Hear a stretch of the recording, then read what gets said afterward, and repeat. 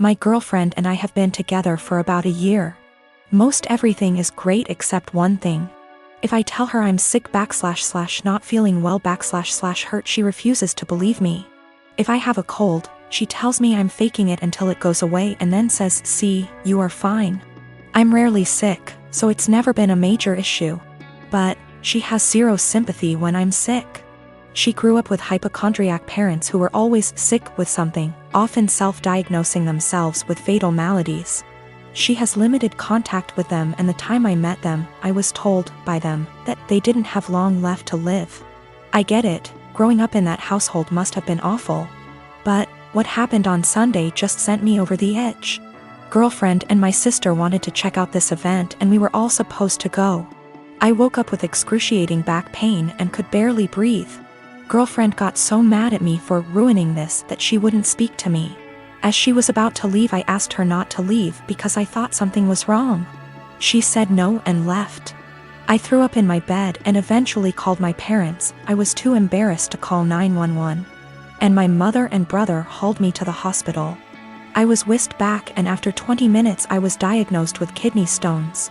Fentanyl and gravel, and I had a CT scan and then went for a procedure to bust the kidney stones. 5 hours later and I was laying on my parents' sofa in a haze. I have never, and hope to never, feel pain like that again in my life. I was sure I was going to die. The attending in the told me it's worse than childbirth and that they've had it before, too. I didn't text my girlfriend throughout because I really didn't have the strength or foresight. I was drugged up and uncomfortable. My sister found out that I had been in the emergency room and soon after my girlfriend called me. She was pissed off I didn't call her. Then I reminded her that I begged her not to leave as I thought something was wrong. She got quiet and eked out an apology. I got furious and said something rather nasty things, unsavory things. In fairness, I was on dope, still sore, peeing blood and felt like someone had punched me in the gut. Standing was incredibly painful. I needed to take 2 days off of work and school. I rested in bed and the only thing you can think is the person who should have been there didn't even believe me. She's texted me this week a formal apology and wants one in return for saying nasty things to her. I've been avoiding her texts / calls. I felt like shit this week and picked something up in the So I laid low, took a few days off work and relaxed. She wants to meet tonight and talk about everything, but I'm still so mad I don't know if I should hold off seeing her. Is this as big a transgression as I feel like it is? Am I blowing this out of proportion because I felt so shitty? I just am so annoyed and angry. Girlfriend didn't believe me something was wrong and I wound up in the with kidney stones and needed a procedure. She was mad that I didn't call her, I was too doped up, and then when I blew up at her she felt bad. I'm still mad at her. I've had this crush on my coworker for a few months now, and it's really not good. We only see each other in passing, and he's only talked to me once about something work-related. Even though we don't talk, we do look at each other sometimes, so we notice each other's existence. He's very outgoing and friendly with other people on my team. He's also very attractive. I enjoy being around him, but I'm way too nervous to talk to him. Honestly, I basically just admire him from afar. I'm not interested in a relationship with anyone right now, partially because I need therapy to heal from past relationships first. So I'm definitely not trying to be together with him. I just like him. This wouldn't be so bad, except it's become unhealthy for me. Whenever he's around, I get so overwhelmed that it's difficult to concentrate on my work. Sometimes I have to walk away and take deep breaths to calm down. I just get so nervous and preoccupied with my thoughts. I realize this sounds ridiculous, it is. I also can't stop thinking about him. It seems like I spend the entire day looking forward to seeing him, then once he's gone I feel empty and sad. I recognize this is really unhealthy and potentially creepy. I work with some good friends and I genuinely enjoy their company. I also like my job a lot, so it's not that work is boring without him. I'm actually a very talkative and happy person with everyone else. I really want to get over these feelings because they're useless and only hurting me. To be honest, this isn't the first coworker I've felt this way about. At my last job, I also had a crush on my manager and it was on the same unhealthy level. So I feel like becoming fixated on people is a reoccurring problem, and I really would like to know how I can change this pattern. I am a 32 years old female and getting married to my fiancé, a 41 male, next year. After we got engaged, I suggested it might be nice if I asked my fiancé's niece, who's 15, if she wanted to be a bridesmaid too. I've only met her a couple of times, so we're not close. But she seemed like a cool kid, and I thought it might be a nice way for us to bond / get to know each other / involve her in the wedding. She's the only niece / nephew on either side of the family. Anyway, cut to a few weeks ago and we're in my fiancé's hometown to visit his family and discuss wedding-related stuff. His brother, sister-in-law and their daughter came over, and I noticed this time that she was dressed a lot more androgynous than I remembered. The topic moved to wedding dresses and bridesmaids' dresses, and I could see she was immediately uncomfortable. Her parents, her mom really, and grandma were making comments about how she'd need to be more feminine / brush her hair, etc. And how nice it would be to see her like that.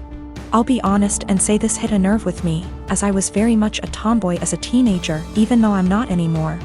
And it absolutely broke me whenever my relatives would say things like that. Eventually, her mother made a comment along the lines of, "It'll be nice to see you dressed like a girl for once." And she looked really sad / embarrassed / upset.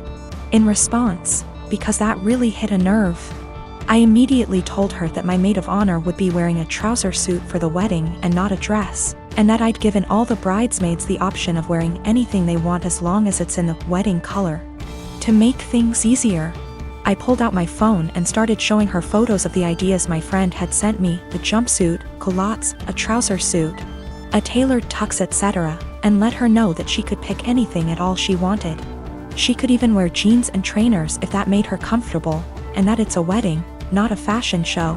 My niece perked up a bit when I said that, but her mom looked really pissed off. She's since asked my fiancé to pressure me into getting all the bridesmaids' dresses so their daughter will have to wear one, which... No. My husband doesn't give a shit what she wears, but obviously also doesn't want his family and me to be arguing on the wedding day. I don't want to back down because I know what it feels like to be pressured into wearing something that makes you uncomfortable. But on the other hand, I know it's only for a day and it'd make the family happy. I purchased a 3-bedroom condo in Toronto, Canada 5 years ago when I was in my second year of medical residency. Soon after the purchase, I rented one of the rooms to my roommate to offset the costs of the mortgage. I live in one room, she lives in the second, and the third is my study / office. She has been a great roommate from the beginning.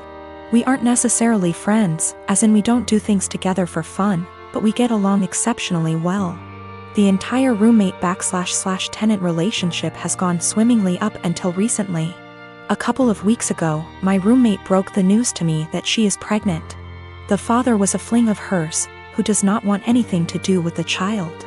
My roommate has decided she wants to keep the child anyways, and raise it on her own. To me that seems like a huge challenge, and I admire her for it. The issue is, while I don't necessarily dislike children, I have no desire to live with a baby. While the condo is a fair size, I will most definitely be woken up by the babies crying at night. My condo is also where I like to come home to and relax, like a haven after a long workday. And the idea of coming home to a baby honestly seems absolutely chaotic. Especially since this isn't my own child, i.e. one that my girlfriend and I decided to have / was mentally prepared for. As difficult as it was for me to do this, I told her essentially what I've written here. And that it would be best if she finds somewhere else to live. I am not rushing her out or anything like that. I have given her 6 months notice. Since any later than that will come too close to the birth. She was honestly quite taken aback by this, and thought that I was being cruel. Her primary concern is that rent has gone up substantially in this city since she signed on with me. I haven't increased her rent since she moved in, so she's essentially paying 2015 rent. She works as a waitress, and will likely need to find a lesser apartment to keep within the same budget. A couple of other considerations are that she was out of work while restaurants were closed. But I did waive her rent for that period. All of the furniture is also mine, aside from her bedroom, so she would need to figure something out on that front as well. aside from all of the child expenses. I understand her position, and I feel horrible about the situation, but I honestly can't do it. I haven't been able to give life much thought lately, as work has been quite busy. Firstly, I have a friend in real estate, and I'm going to see if they can help her try to find some affordable listings. Secondly, as I don't plan to take on another tenant after her, and can afford to do this anyway, I have decided I'm going to waive her rent for the remainder of the tenancy. This will hopefully give her a bit of a boost to get on her feet. I consulted an attorney to be 1000% sure, and this is perfectly legal. Since I live in the unit, the eviction laws are much more lenient. Her baby will become a toddler, and a toddler eventually becomes a school-age child. Will it really be any better to do this later on? When I came home from work today, I told her that I wanted to discuss the overall situation. Before I even began, she actually apologized to me for how she spoke to me, and for expecting that I would be okay for her to raise her child here. I told her that her apology is totally unnecessary, as her reaction was completely understandable considering the uncertainty of her future. I then told her that I would waive her rent for the REMA.